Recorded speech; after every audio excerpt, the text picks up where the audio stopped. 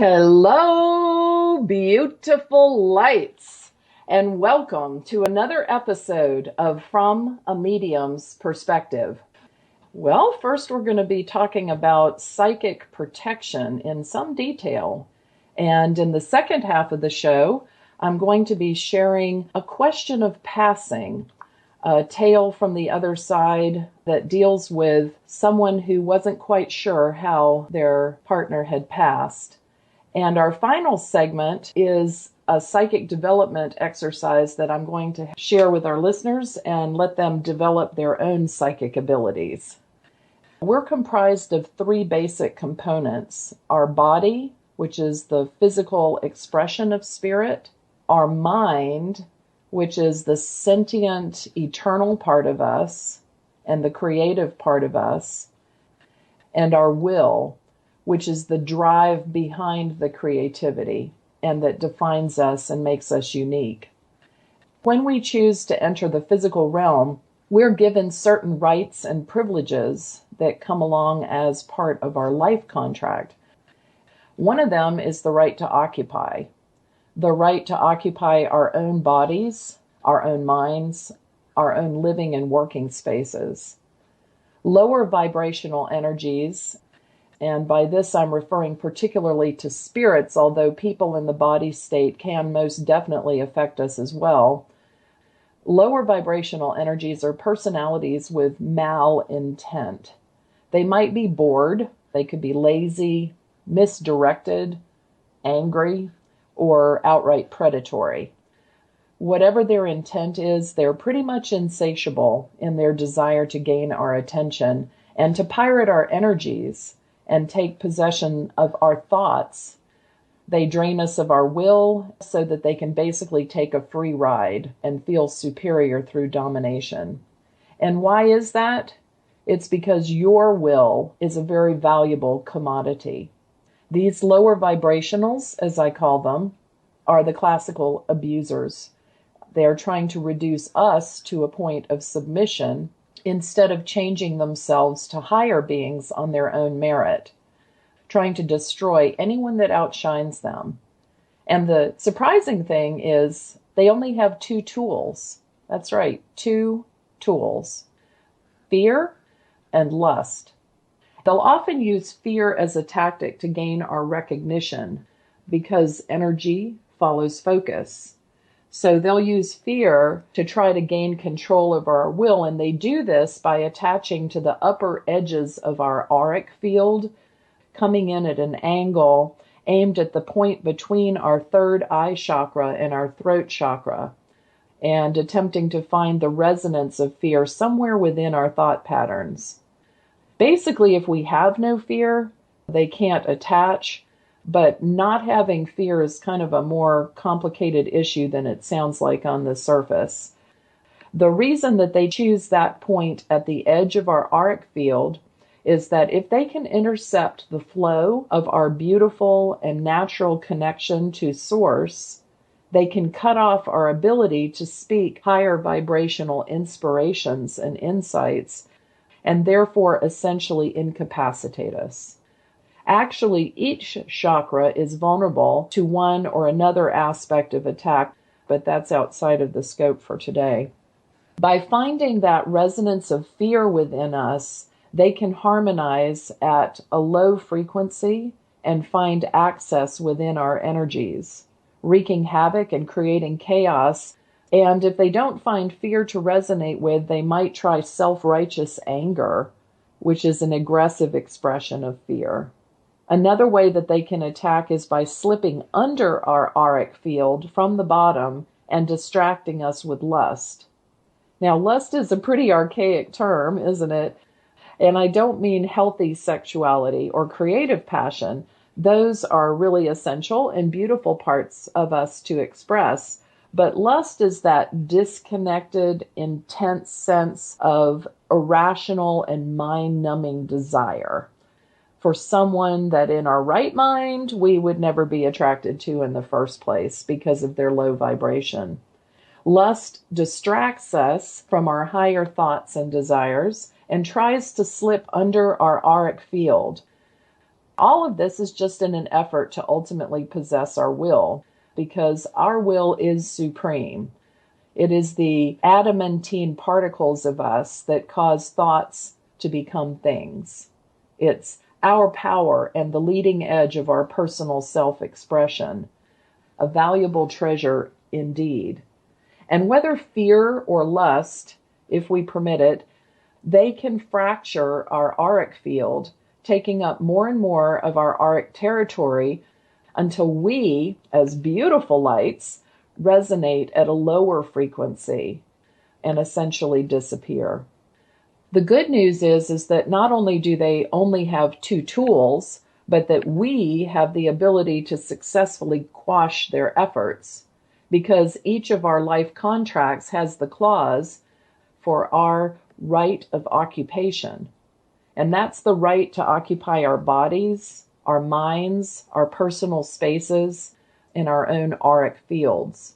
So what do we do about it? What do we do if we're being bullied by a negative energy or drawn into depression or anger?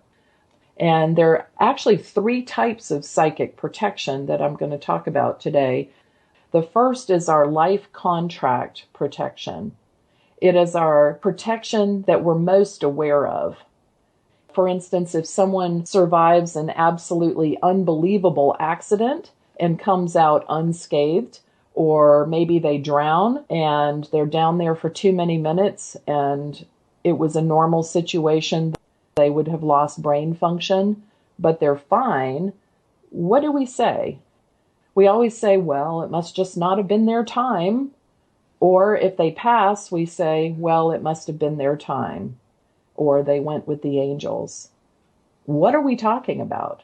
We're actually talking about our life contract and the very real fact that we are protected by our guardian angels. The second type of psychic protection is personal protection. And those are the things that we do physically, mentally, or energetically. They include using crystals, stones, holy water, visualizations, sage, pretty much anything that we do that focuses our intent and creates a peaceful, loving, happy atmosphere around us. That's personal protection. Now, I'm a big fan of stones and crystals, probably a throwback to a previous life for me. I just find them to be beautiful and helpful, and I really enjoy working with their energies.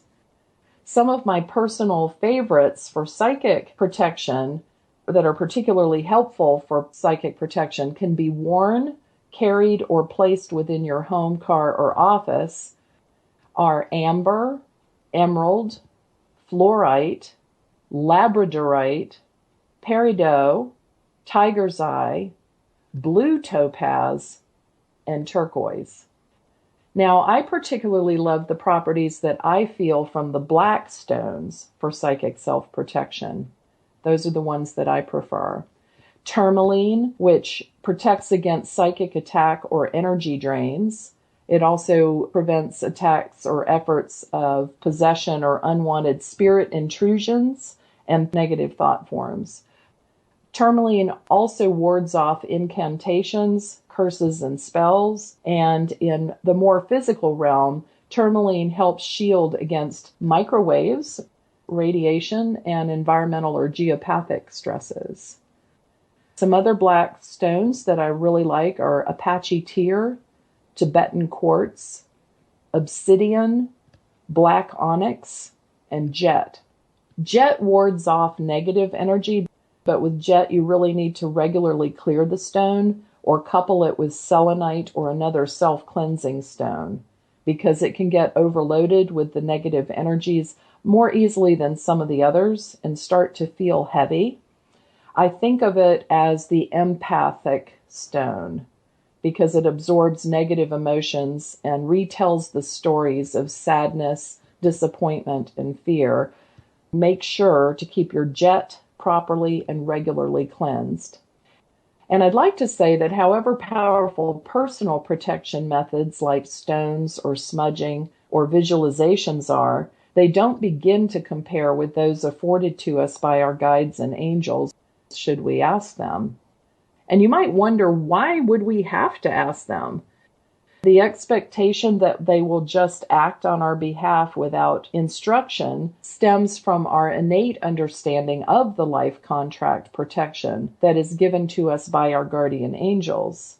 And because we are parts of source energy and our etheric will cannot be violated when we're out of body, as part of our life contract, the angels are given charge over us. But of this guaranteed protection to protect us to the end of life term that is agreed upon prior to our arrival on planet Earth, it sort of sets an expectation that we should be protected in all circumstances, as we would be in the higher realms. And we can get a bit indignant toward the rest of our guides and angels if something we don't like happens to us and we ask them, "Where were you when such and such happened?" Because we expect them to be there. The material world is like the wild, wild west to spirits. To us, it's ruled by different laws that affect only the physical plane. And because we're in such a dense, compressed, sort of zip drive of energy, the wills of everyone here get tangled up and intermingled to the point that our material will gets violated on a regular basis, right? But our guides recognize and honor us as the eternal beings that we are, and they respect our higher will, our etheric will, and they will not, along with the rest of the planet, violate our material will under any circumstances. They wait for our instruction, and then when we give it, they will respond. And that's the third form of psychic protection, invoking the protection of your guides and angels. Invoking just means calling upon them, asking them for specific protections that go beyond the basic package of our life contract agreement. And we have to ask. And if we ask, that protection will be given to us. So why is psychic protection important? It's because we are resonant beings, like the crystals of a chandelier or wind chime. As a vibration or tone is emitted, we start to resonate at the initiating frequency as a natural part of being in the universe, a part of the universe, because all things are connected and we are all connected. The stronger the emotion, the stronger the frequency, the stronger the emission. We've heard the expression that laughter is contagious, but lower vibrational emotions can be contagious as well, and to the extreme. A particular tone can shatter a crystal. However, unlike a crystal, we are sentient beings. We feel, sense, and have an emotional response to whatever that might be. And we can shift our own vibration to counter the vibration of others by shifting our focus, because energy follows focus, and we are comprised of energy. Our spirit, which is our perception and emotional response, propels our will, which is our creative force. So perception plus emotional response activates will, which activates submicroscopic particles that cause thoughts to become things. What we refer to as a psychic attack is essentially a lower vibrational frequency coupled with a strong emotional sense or will from another person or spirit, or it could even be the collective thoughts of a particular society, culture, or group. And it can be intentionally directed with malice or diffusely emitted as a byproduct of strong negative emotion, such as fear, anger, hatred, jealousy, prejudice, or greed. It all occurs at the subconscious level, so we can be affected in the dream state or as a consequence of their dream state, because we're out of body and at the vibration of thought and emotion. In the dream state, we're able to visit and operate in the etheric realms. When your energetic portal is open to receive and perceive, it becomes more vulnerable to absorb negative vibration because in an open state, you're more sensitive to vibrations at large, and vibration expresses itself along a continuum like sound waves from low to high. There's no need to be paranoid about the phenomenon of psychic attack. It's just as natural as wind rustling the leaves of a tree. But if you're working on your spiritual or psychic development, or participating in a meditation circle, or are an energy worker or a naturopathic healer, it's a good idea to buckle up for safety and keep your energies clear by setting your vibration to a higher frequency and asking your guides and angels to give you protection. So in review, there are the 3 types of psychic protection: life contract protection, which is specifically our guardian angels; personal protection that we can create for ourselves through visualization, talismans, and rituals; and the most powerful one for day-to-day living and exploration in the spirit realm, which is invocation, asking for the protection of our guides and angels. In the next half of our show, I'm going to be sharing a tale from the other side, and then my favorite psychic protection affirmation, and a very special and powerful invocation. And that's from a medium's perspective. You know, fear is protection in itself if it deals with something like standing at the edge of a precipice in a high wind, but it's not a helpful emotion when you're dealing with the psychic world. And fear is usually something that deals with our self-perceptions. It deals with imbalance of power within ourselves and how we view that imbalance of power relative to the world. There's kind of a spectrum there with fear that goes from fear all the way along to love. So I guess they're the opposite ends of the same continuum, just going into lower and lower vibration. When I said that to have no fear, obviously the best approach is to sort of go as the Bible recommends, with holy boldness before the Lord, or with great confidence when we are working with spirit, knowing that we are protected by our guides and angels. But it's not to be provocative or testing the limits of those that are in spirit. Really, for best effect, it's just better to have our guides and angels take care of lower frequencies for us. We're responsible for altering our state of mind, but we can ask for our guides and angels to help stand in the gap between us and some lower vibrational energies to provide an extra layer of protection around us. I think there's sort of an innate protection given to all of us.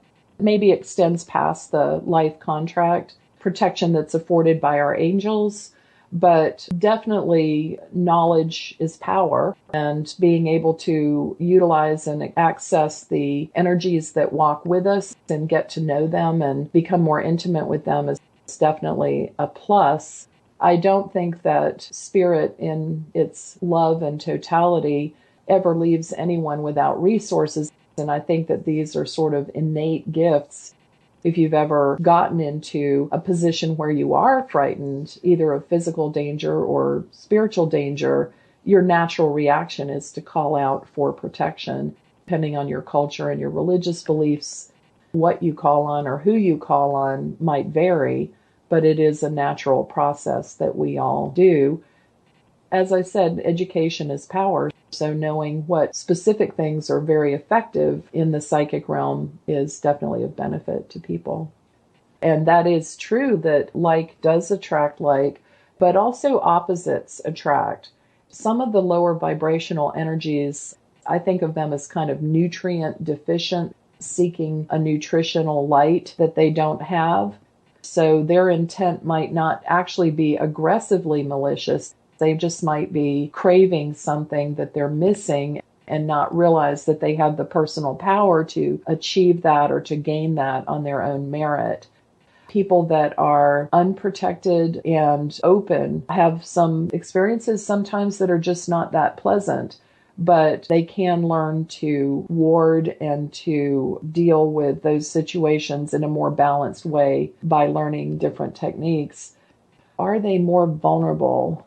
I think we're all vulnerable because the psychic attack is at a subconscious level. It isn't even a conscious level. It's in the dream state or in a subconscious connection to us. It's in that intuitive state.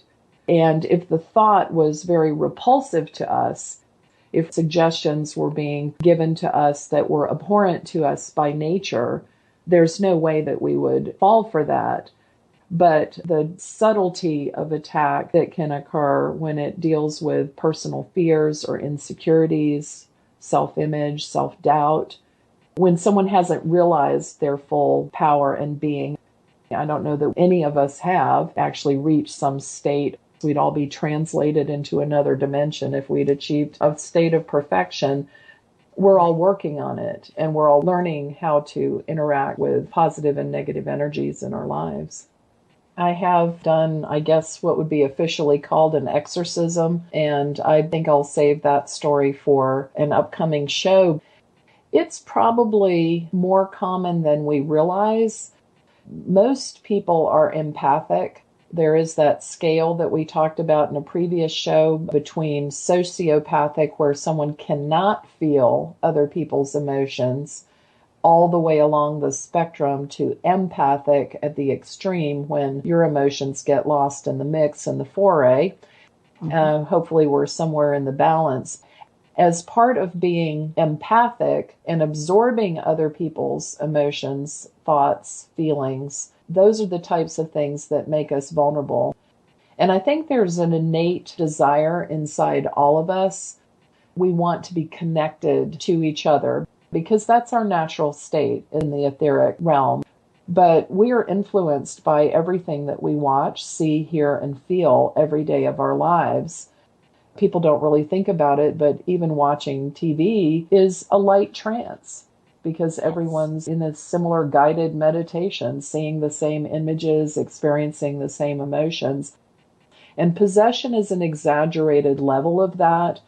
It's where someone's will has been broken down because of their personal insecurities or needs for connection to other people, or their auric field has been shredded by consistent abuse and improper maintenance. They just become vulnerable to the influence of another spirit that takes over and tries to pirate their energies and use them rather than attending to their own growth.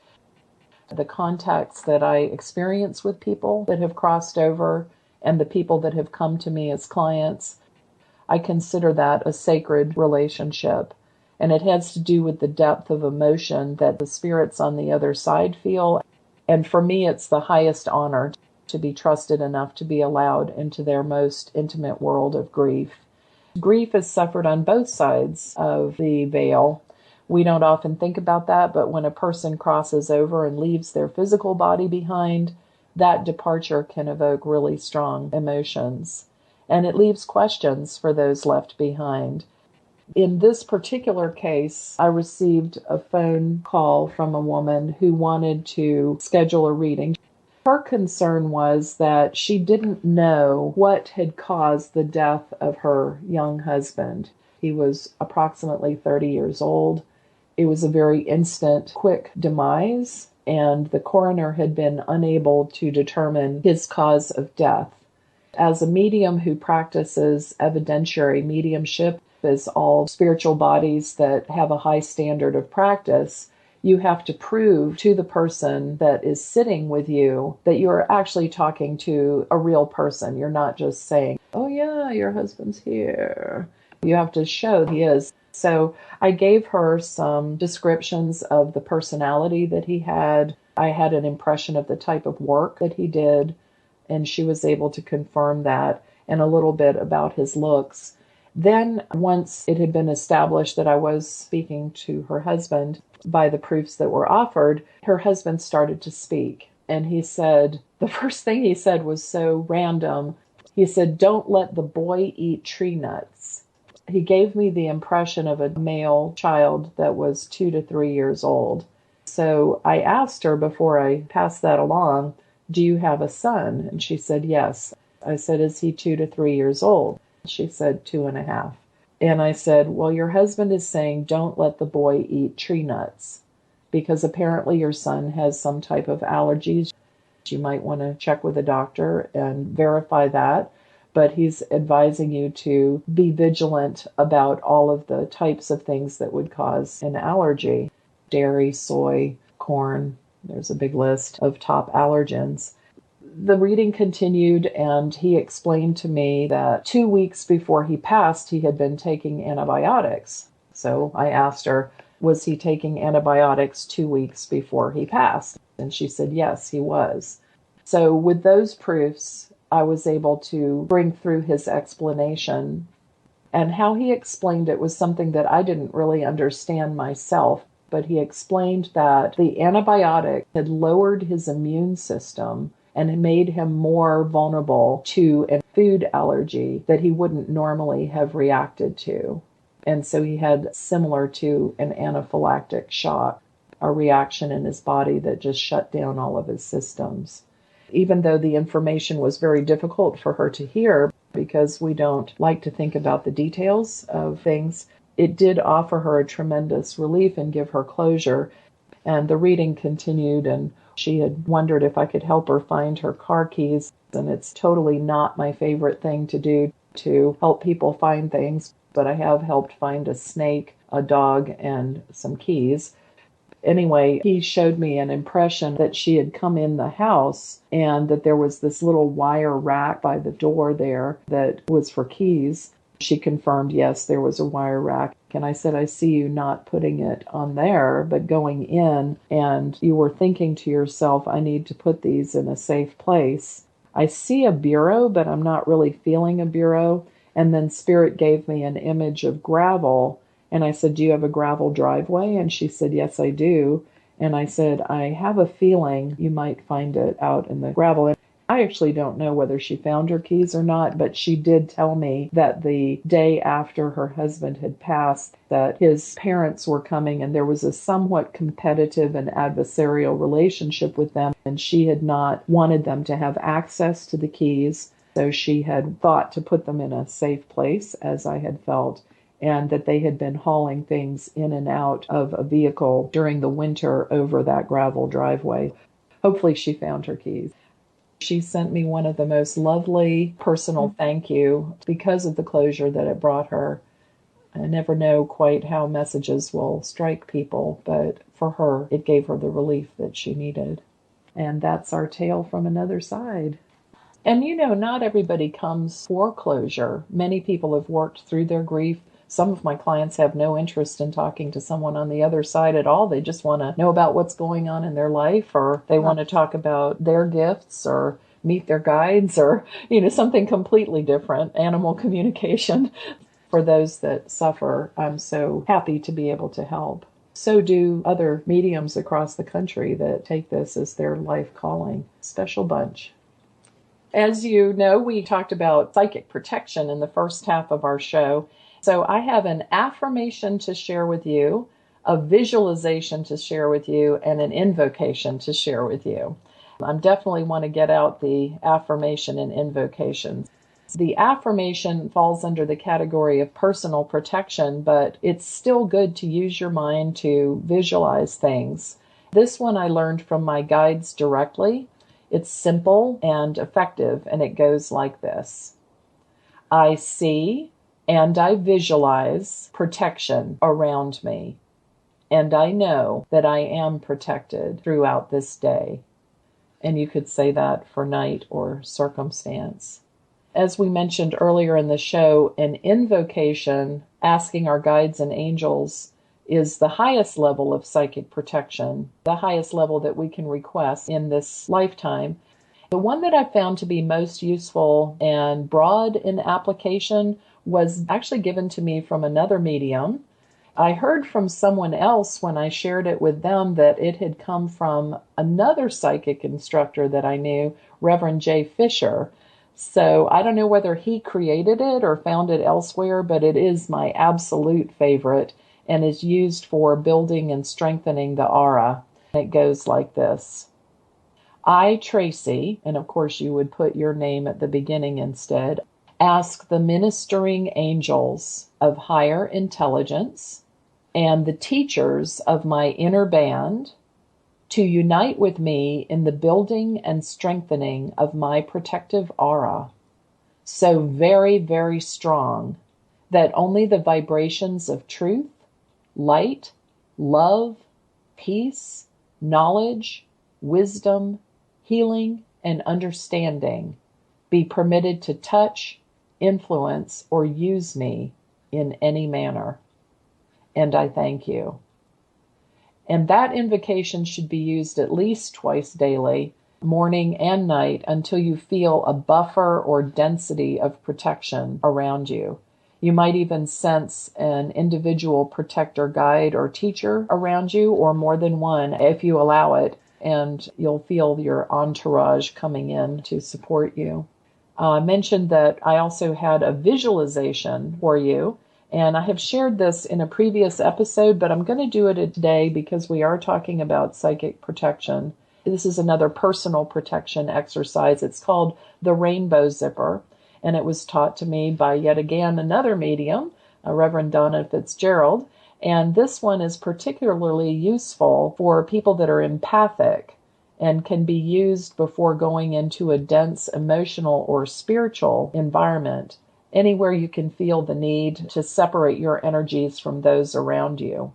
And how you do that is you stand with your feet slightly apart and you drop off any of the negative or heavy energies that might have tried to attach to you. Just drop them off into the ground. Then you raise both hands, if you're able, over your head. If you're not able, you can visualize it.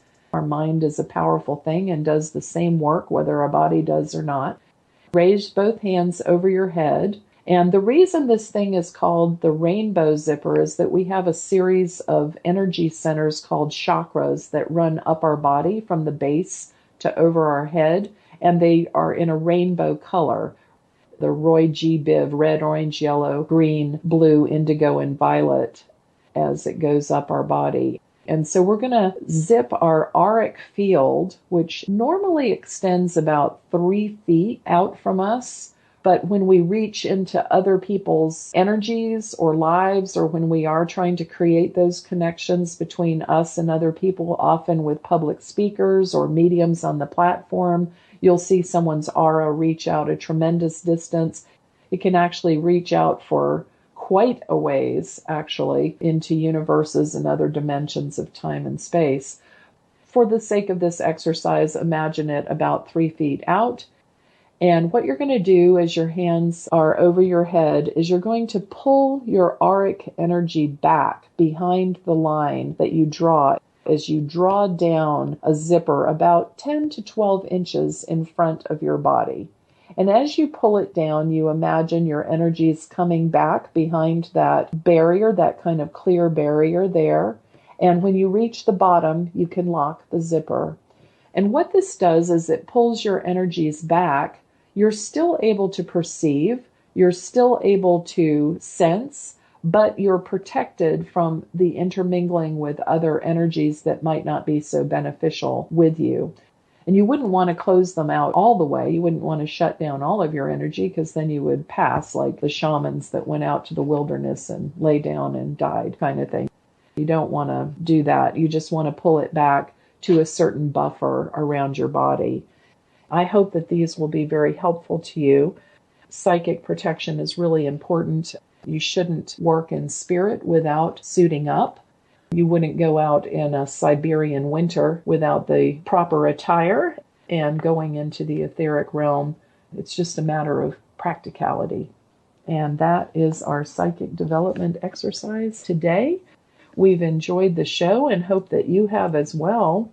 In our next episode, we're going to be talking about the layers of the aura, the etheric layers and different layers of our auric field. So I hope you'll join us.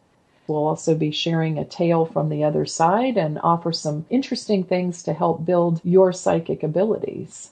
We'll see you next week for a view of life from a medium's perspective.